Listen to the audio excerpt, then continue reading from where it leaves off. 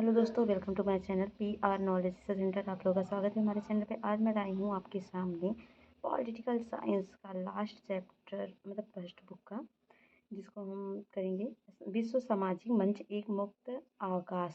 तो इसके बारे में आपने बहुत कुछ पढ़ा, विश्व के बारे में, इंटरनेशनल के relation, securities and environmental conventions जो भी थे वो सब चीज़ें पढ़ी हैं। अब हम पढ़ेंगे विश्व सामाजिक मंच एक मुक्त आवाज़ कैसे है, आकाश कैसे है, उसके बारे में पूरा पढ़ेंगे। बहुत इंटरेस्टिंग चैप्टर है। चैप्टर को स्टार्ट करते हैं, लेकिन स्टार्ट करने पहले हमारे चैनल को लाइक शेयर सब्सक्राइब जरूर करें। चलिए स्टार्ट करते हैं। विश्व एक सामाजिक मंच एक मुक्त आकाश, एक और दुनिया मुमकिन है। तो यहाँ पर देखेंगे, कम्युनिस्ट जैसा संगठन बनाना खतरनाक होगा जो समूचे आंदोलन का प्रवक्ता और केंद्र बनाने की कोशिश करे। एक और पुराने किस्म की सतही वामपंथी राजनीति है और दूसरी ओर अलग अलग रंगों वाली अराजकतावादी ताकतें। इनका साझे मुद्दों पर सघन रूप से एक होना नामुमकिन है। क्या पूंजीवाद को खत्म करने का इकलौता तरीका सर्वसत्तावादी तानाशाही है? नव उदारवादी नई बोतल में पुरानी शराब है। यह पूंजीवाद का खतरनाक रूप है, इसे हर कीमत पर खत्म कर देना चाहिए। क्या यह कुछ अच्छा भी हो सकता है? हम भी उतने ही भ्रमित हैं जितने कि आप। विकल्पों की खोज और निर्माण की लगातार चलने वाली यह प्रक्रिया बहुलता और विविधता भरी होगी। इसका संदर्भ है गैर दलीय और गैर सरकारी होगा। तो सच्ची समाजवादी व्यवस्था केवल संघर्षों से लाई जा सकती, अंतहीन और निरर्थक बहसों से नहीं। ये सब बहसें हैं जो अभी तक आपने पढ़ा।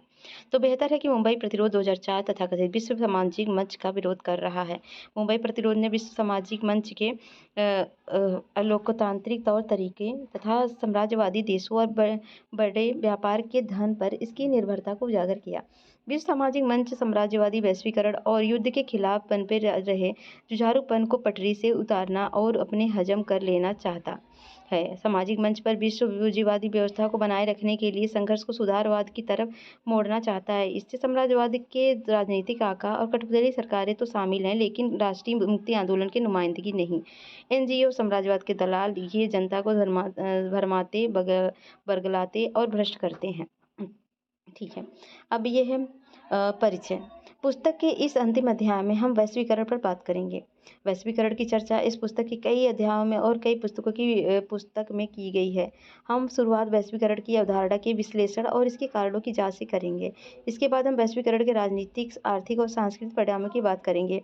हमारी दिलचस्पी यह समझने में भी है कि वैश्वीकरण का भारत पर क्या प्रभाव पड़ा है और भारत वैश्वीकरण को कैसे प्रभावित कर रहा है।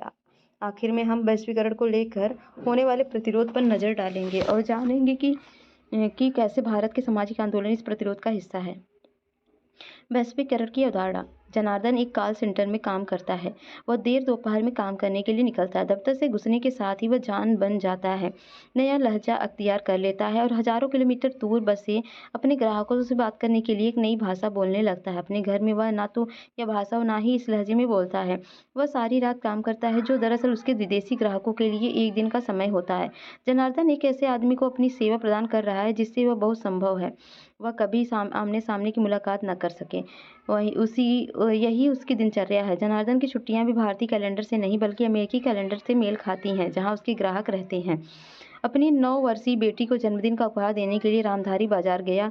उसने अपनी बेटी को एक छोटी सी साइकिल उपहार में देने का वादा किया। रामधारी ने बाजार जाकर ऐसी साइकिल ढूंढने का फैसला किया जो उसे कीमत के लिहाज से जच जाए और कुछ उम्दा क्वालिटी की हो। उसने आखिरकार एक साइकिल खरीदी जो बनी तो चीन में थी, लेकिन बिक भारत में रही है। इस साइकिल की कीमत रामधारी की जेब को माफिक पड़ी और क्वालिटी भी उसे जच गई। रामधारी ने इसे खरीदने का फैसला किया और पिछले साल अपनी बेटी की जिद पर रामधारी ने उसे बार्बी डॉल खरीद कर दी, जो दरअसल संयुक्त राज्य अमेरिका में बनी थी और भारत में बिक रही थी। सारिका अपने परिवार में पहली पीढ़ी की शिक्षित है। कठिन मेहनत के बलबूते और कॉलेज में अच्छी अव्वल साबित हुई। अब उसे नौकरी करने और एक स्वतंत्र करियर करने का अवसर हाथ लगा है। ऐसे अवसर के बारे में उसके परिवार की महिलाएं सोच भी नहीं सकती। सारिका के रिश्तेदार से कुछ इस सरकारी नौकरी का विरोध कर रहे हैं, लेकिन सारिका ने आखिरकार यह नौकरी करने का फैसला किया क्योंकि उसकी पीढ़ी के नौजवानों के सामने नए अवसर मौजूद हैं। ये तीनों उदाहरण वैश्वीकरण का एक पहलू दिखाते हैं। हमारे उदाहरण में जनार्दन सेवाओं के वैश्वीकरण में हिस्सेदारी कर रहा है। रामधारी जन्मदिन के लिए जो उपहार खरीद रहा है उसे विश्व के एक भाग से दूसरे भाग में वस्तुओं की आवाजाही का पता चलता है। सारिका के सामने जीवन मूल्यों के बीच दुविधा की स्थिति है। यह दुविधा आसन्न उन अवसरों के कारण पैदा हुई है जो उसके परिवार की महिलाओं को पहले उपलब्ध नहीं थे, लेकिन आज वे एक सच्चाई है और जिन्हें व्यापक स्वीकृति मिल रही है। यदि हम वास्तविक जीवन में वैश्वीकरण शब्द के इस्तेमाल को परखें तो पता चलेगा कि इसका इस्तेमाल कई तरह के संदर्भों में होता है। नीचे कुछ उदाहरण दिए जा रहे हैं, इन्हें देखिए। ये उदाहरण ऊपर के उदाहरणों से कुछ अलग हैं। जैसे फसल के मारे जाने से कुछ किसानों ने आत्महत्या कर ली। इन किसानों ने एक बहुराष्ट्रीय कंपनी से बड़े महंगे बीज खरीदे थे। दूसरा है कि यूरोप स्थित एक बड़ी और अपनी प्रतियोगी कंपनी को एक भारतीय कंपनी ने खरीद लिया, जबकि खरीदी गई कंपनियां के मालिक इस खरीदार का विरोध कर रहे थे। अनेक खुदरा दुकानदारों को भय है कि अगर कुछ बड़ी अंतर्राष्ट्रीय कंपनियों ने देश में खुदरा दुकानें की अपनी श्रृंखला खोल ली तो उनकी रोजी रोटी जाती रहेगी। मुंबई के एक फिल्म निर्माता पर आरोप लगे हैं कि उसने बॉलीवुड में बनी एक फिल्म की कहानी उठाकर अपनी फिल्म बना ली है। पश्चिमी परिधान पहनने वाली कॉलेज की छात्राओं को एक उग्रवाद संगठन ने अपनी एक बयान में धमकी दे दी है। ये उदाहरण में बताते हैं कि वैश्वीकरण का अर्थ सकारात्मक ही नहीं होता है, लोगों पर इसके दुष्प्रभाव भी पड़ सकते हैं। दरअसल ऐसे लोगों की संख्या ज़्यादा है जो मानते हैं कि वैश्वीकरण के सकारात्मक प्रभाव कम और नकारात्मक प्रभाव ज़्यादा हैं। इन उदाहरणों से यह भी पता चलता है कि वैश्वीकरण सिर्फ आर्थिक मसलों से नहीं जुड़ा और ज़रूरी नहीं है कि प्रभाव की दिशा हमेशा धनी मुल्कों की गरीब मुल्कों की ओर गतिशील हो। चूंकि वैश्वीकरण शब्द का प्रयोग अधिकांशतः सटीक अर्थों में नहीं होता, इसलिए यह स्पष्ट करना जरूरी है कि इसका सही अर्थ क्या है। इस एक अवधारणा के रूप में वैश्वीकरण की बुनियादी बात प्रवाह और प्रवाह कई तरह के हो सकते हैं। विश्व के एक हिस्से के विचारों का दूसरे हिस्सों में पहुंचना, पूंजी का एक से दूसरे जगहों पर जाना, वस्तुओं का कई देशों में पहुंचना और उनका व्यापार तथा बेहतरीन आजीविका की तलाश में दुनिया के विभिन्न हिस्सों में लोगों की आवाजाही। यहाँ सबसे जरूरी बात है विश्वव्यापी पारस्परिक जुड़ाव, जो ऐसे प्रवाहों की निरंतरता से पैदा हुआ और कायम भी है। तो ये चित्र देखिए, यह इस अध्याय में वैश्वीकरण से जुड़े विभिन्न पहलुओं को दर्शाती एक चित्रमाला दी गई है। चित्र विश्व भर के अलग अलग हिस्सों के लिए गए हैं। चित्र वैश्वीकरण के विभिन्न रूप, रंग, कारण और अलग अलग समाजों पर पड़ने वाले प्रभावों की एक झलक देते हैं।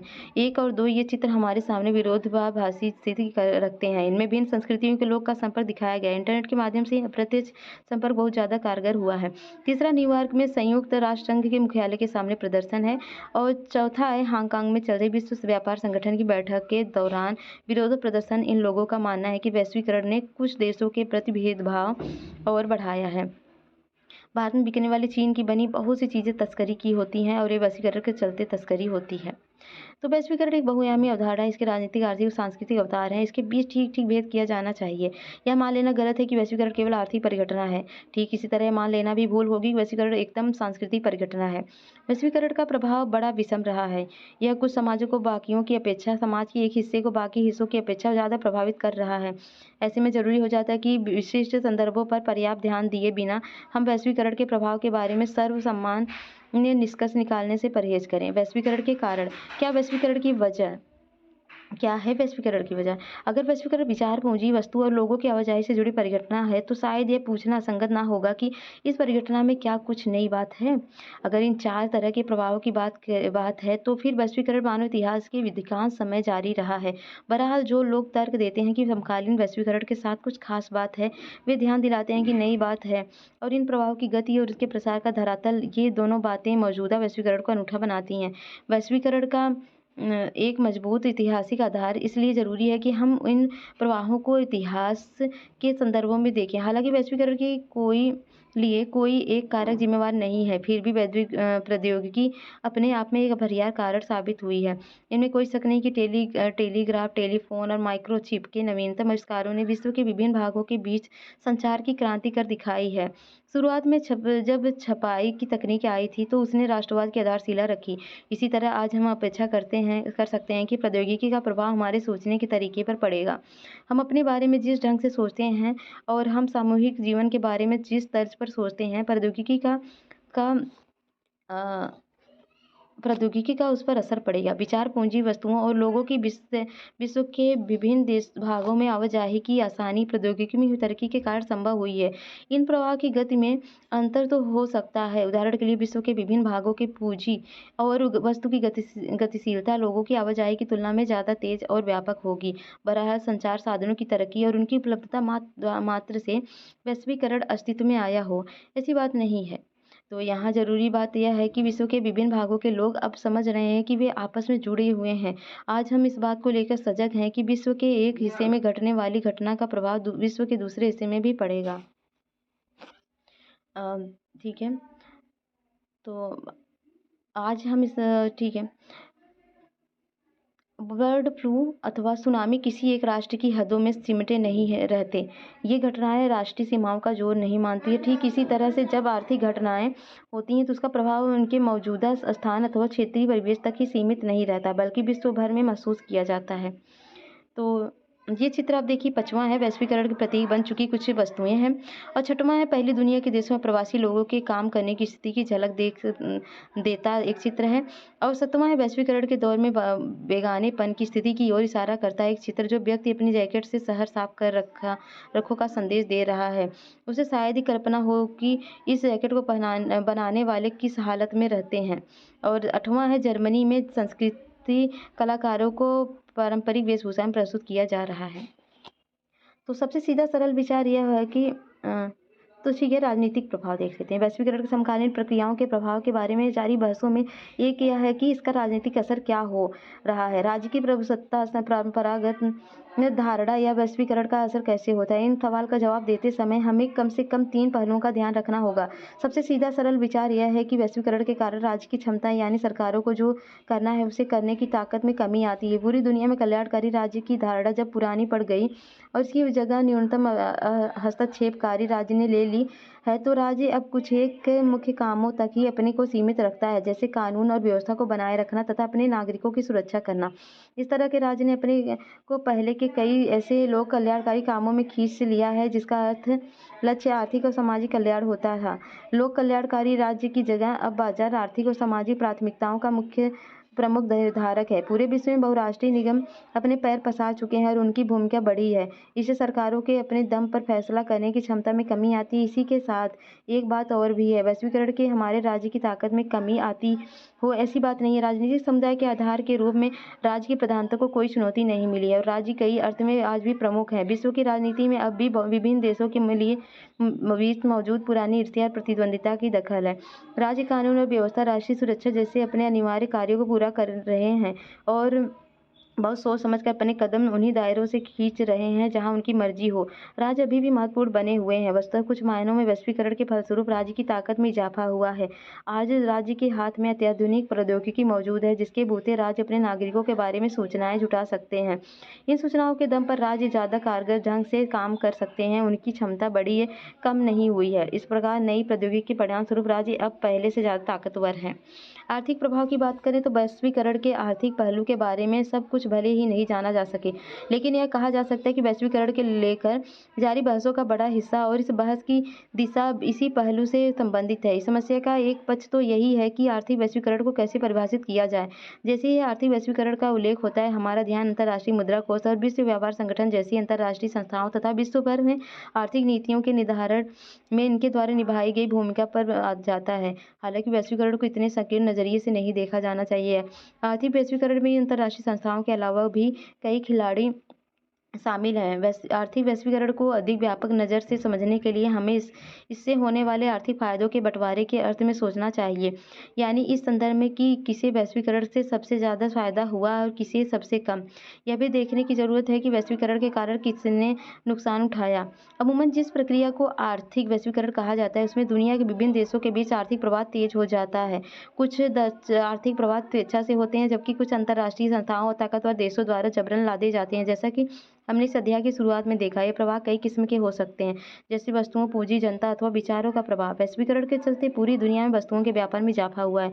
ये कल देख सकते हैं, अपना खाना जल्दी खत्म करो, चीन और भारत के भूखे लोग तुम्हारा खाना खा जाएंगे। और ये आज की बात है, अपना होमवर्क जल्दी पूरा करो, चीन और भारत के लोग तुम्हारी नौकरी खा जाएंगे। अलग अलग देश अपने यहाँ होने वाले आयात पर प्रतिबंध लगाते हैं, लेकिन अब प्रतिबंध कम हो गए हैं। ठीक इसी तरह दुनिया भर में पूंजी की आवाजाही पर अब कहीं कम प्रतिबंध है। व्यवहारिक धरातल पर इसका अर्थ यह हुआ कि धनी देश के निवेशकर्ता अपना धन अपने देश की जगह कहीं और निवेश कर सकते हैं, खासकर विकासशील देशों में जहाँ उन्हें ज़्यादा मुनाफा होगा। वैश्वीकरण के चलते अब विचारों के सामने राष्ट्र की सीमाओं की बाधा नहीं रही, उनका प्रवाह आबाद हो उठा है। इंटरनेट और कंप्यूटर से जुड़ी सेवाओं का विस्तार उनका एक एक उदाहरण है, लेकिन वैश्वीकरण के कारण जिस सीमा तक वस्तुओं और पूंजी का प्रवाह बढ़ा है, उस सीमा तक लोगों की आवाजाही नहीं बढ़ सकी। विकसित देश अपनी वीजा नीति के जरिए अपनी राष्ट्रीय सीमाओं को बड़ी सतर्कता से अभेद्य बनाए रखते हैं, ताकि दूसरे देशों के नागरिक विकसित देशों से आकर कहीं उनके नागरिकों के नौकरी धंधे न हथिया लें। वैश्वीकरण के परिणामों पर सोचते हुए हमें इस बात का ध्यान रखना चाहिए कि हर जगह एक समान नीति अपना लेने का मतलब ये नहीं कि हर जगह परिणाम भी समान होंगे।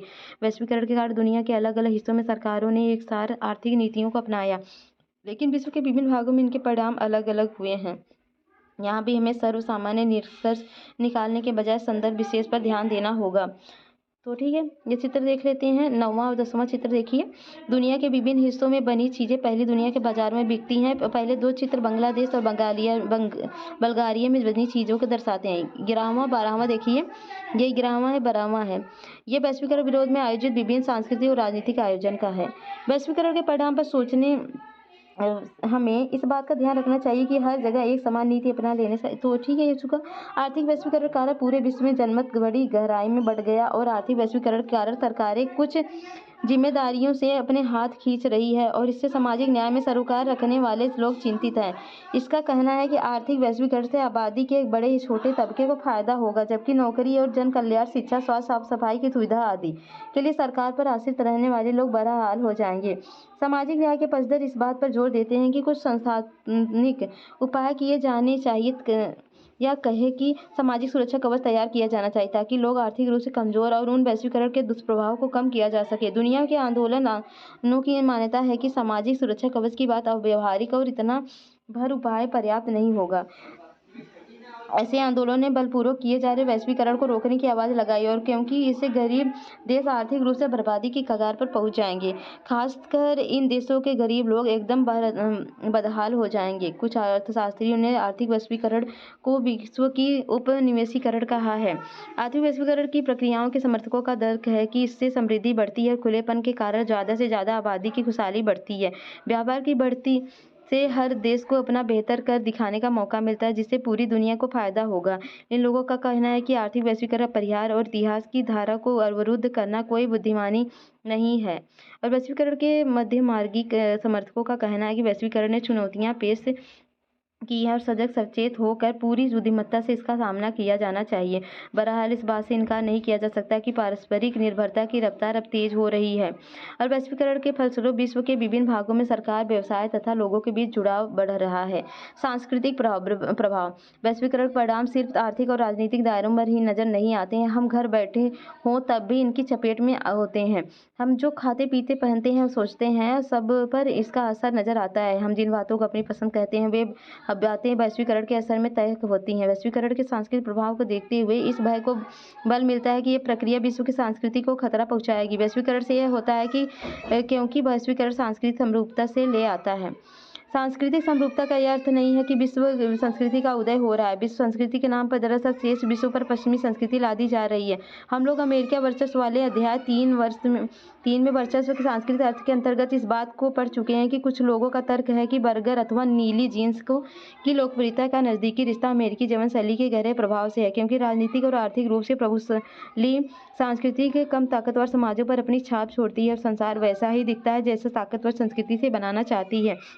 जो यह तर्क देते हैं कि वे अक्सर दुनिया के मैकडोनाल्डीकरण की तरफ इशारा करते हैं। उनका मानना है कि विभिन्न संस्कृति जब अपने को प्रभुशाली अमेरिकी ढर्रे पर ढालने लगती तो चूंकि इससे पूरे विश्व की समृद्धि सांस्कृतिक धरोहर धीरे धीरे खत्म होती है। इसलिए यह केवल गरीब देशों के लिए नहीं बल्कि समूची मानवता के लिए खतरनाक है।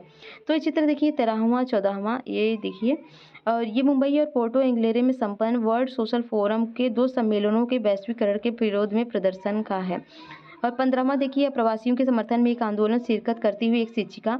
और 16वां मॉल की झलकती नई बाजार संस्कृति। इसके साथ साथ ये मान लेना कि भूल है कि वैश्वीकरण ठीक है। वैश्वीकरण एक भूल है कि वैश्वीकरण के सांस्कृतिक प्रभाव सिर्फ नकारात्मक संस्कृति को जड़ वस्तु नहीं होती। हर संस्कृति हर समय बाहरी प्रभावों को स्वीकार करते रहती है। कुछ प्रभाव नकारात्मक होते हैं क्योंकि इससे हमारे पसंदों में कमी आती है और कभी कभी हमारी बाहरी प्रभाव से हमारी पसंद नापसंद का दायरा बढ़ता है। तो कभी इसमें परंपरागत सांस्कृतिक मूल्यों का छोड़े बिना संस्कृति का परिष्कार होता है। बर्गर मसाला डोसा का विकल्प नहीं है, इसलिए बर्गर से वस्तुतः कोई खतरा नहीं है। मात्र इतना है कि हमारे भोजन की पसंद में एक चीज़ शामिल हो गई। दूसरी नीली जीन्स भी हथकरघा पर बुने खादी के कुर्ते के साथ खूब चलती है।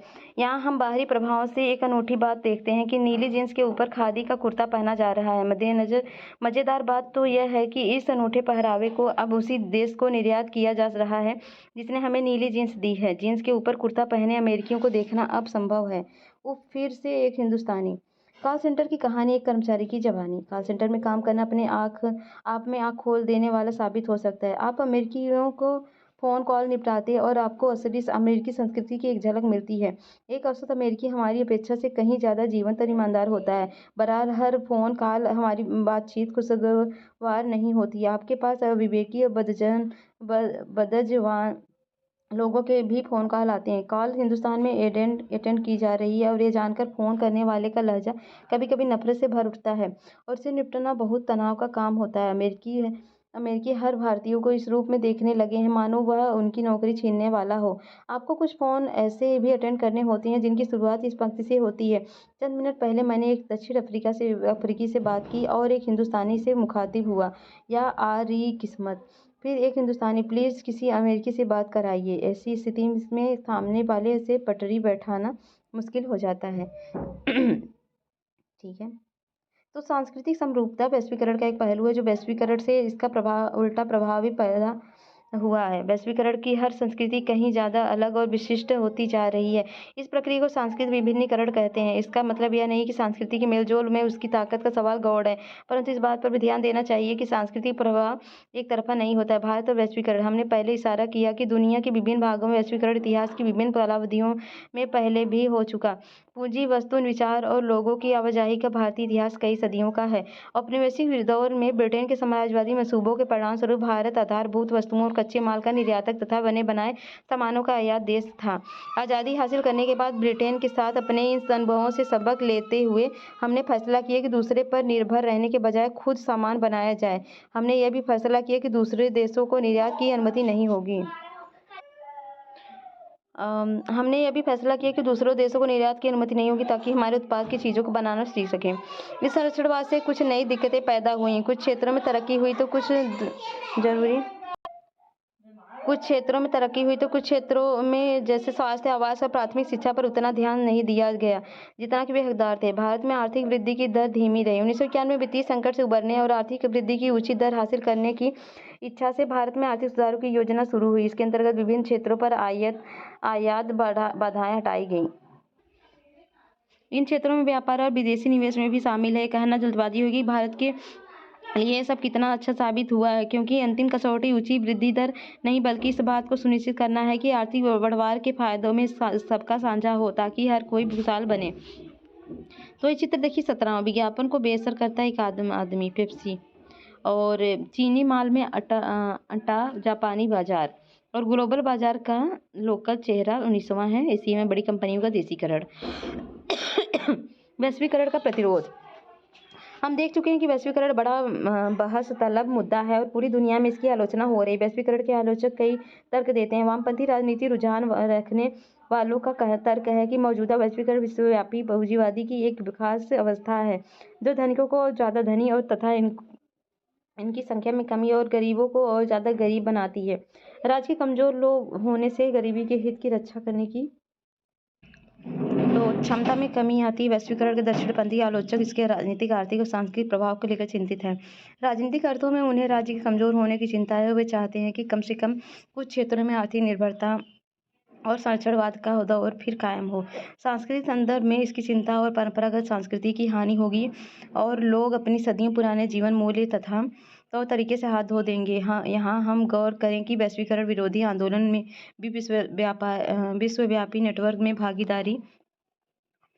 भागीदारी करते हैं और अपने से मिलती जुलती सोच रखने वाले दूसरे देशों के लोगों से गठजोड़ करते हैं। वैश्वीकरण के विरोधी बहुत से आंदोलन वैश्वीकरण की धारणा के विरोधी नहीं बल्कि वैश्वीकरण के किसी खास कार्यक्रम के विरोधी हैं जिसे साम्राज्यवाद का एक नया रूप मानते हैं। 1999 में सिएटल में विश्व व्यापार संगठन की मंत्री स्तरीय बैठक हुई।